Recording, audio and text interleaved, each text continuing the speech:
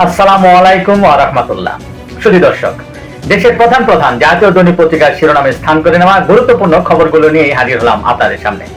আশা করি সাথেই থাকবেন। গুরুত্বপূর্ণ শিরোনামগুলোর মধ্যে আজ শুরুতেই দেশীয় সংবাদে যা যা থাকছে।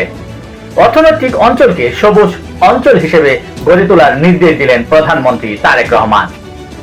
গুমের শাস্তি যাবজ্জীবন ও মৃত্যুদণ্ড, ভুক্তভোগীরা পাবেন ক্ষতিপূরণ। দান করা সম্পত্তিও জীবদ্দশায় ভোগ করতে পারবে পিতামাতা। মন্ত্রিপরিষদ বৈঠক শেষে এক বিজ্ঞপ্তিতে এমন তথ্য জানানো হয়। বিরোধী জোট নাম দেয়নি, সংবিধান সংশোধনের কাজ শুরু করেছে সরকার। রাজনৈতিক হয়রানিমূলক মামলা প্রত্যাহারে জেলা পর্যায়ে কমিটি। আসামি নিজে কিংবা তার পক্ষে বাবা মা, ভাই বোন, পুত্র কন্যা আবেদন করতে পারবে।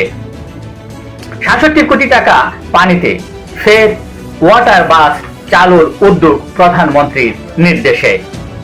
ঢাকায় চীনের রাষ্ট্রদূত। বিশ্ব পরিস্থিতি যাই হোক, বাংলাদেশের পাশে থাকার অঙ্গীকার চীনের।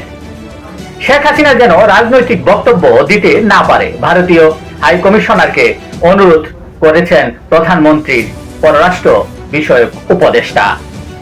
শেখ হাসিনার অনুষ্ঠান প্রশ্নে ভারতকে অবস্থান স্পষ্ট করতে হবে বলে মন্তব্য করেছেন পররাষ্ট্র প্রতিমন্ত্রী শামা ওবায়েদ। আওয়ামী লীগের তৎপরতা চালানোর মুরত নেই বলে মন্তব্য করেছেন স্বরাষ্ট্রমন্ত্রী Salauddin Ahmed. Army international Islamic institution উদ্বোধন করলেন সেনাপ্রধান ওয়াকারুজ্জামান। হামের চিকিৎসার ব্যয় মেটাতে প্রতি 10 পরিবারের 9টি ঋণ করছেন।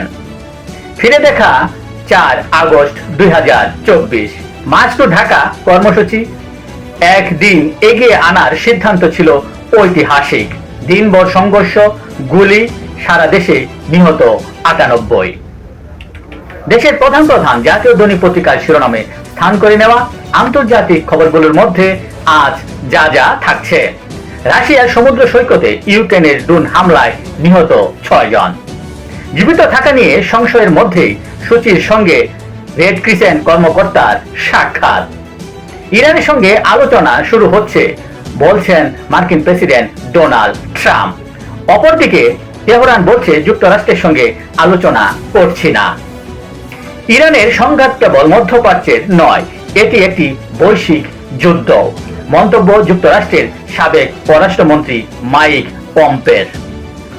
গাজায় ফের ইসরায়েলি হামলা, নিহত 19। ইসরায়েলের হয়ে গুপ্তচর বৃত্তির দায়ে ইরানে 2 নাগরিকের মৃত্যুদণ্ড কার্যকর। স্পেনের সেউতায় নিহত বেড়ে 72-এ দাঁড়িয়েছে। সীমান্তে তাঁবু গেড়ে শত শত মানুষের রাত্রি যাপন। ফের অন্ধকারে কিউবা, জাতীয় গ্রিড বিকল হওয়ায় পুরো দেশ বিদ্যুৎ বিভ্রাট। এই ছিল দেশের প্রধান প্রধান জাতীয় দৈনিক পত্রিকার শিরোনামে স্থান করে নেওয়া গুরুত্বপূর্ণ আলোচিত খবরগুলো, যা নিয়ে এতক্ষণ আপনাদের মাঝে উপস্থিত ছিলাম। আজকের মতো এখানেই। সকলেই ভালো থাকবেন, সুস্থ থাকবেন। আসসালামু আলাইকুম ওয়া রাহমাতুল্লাহ।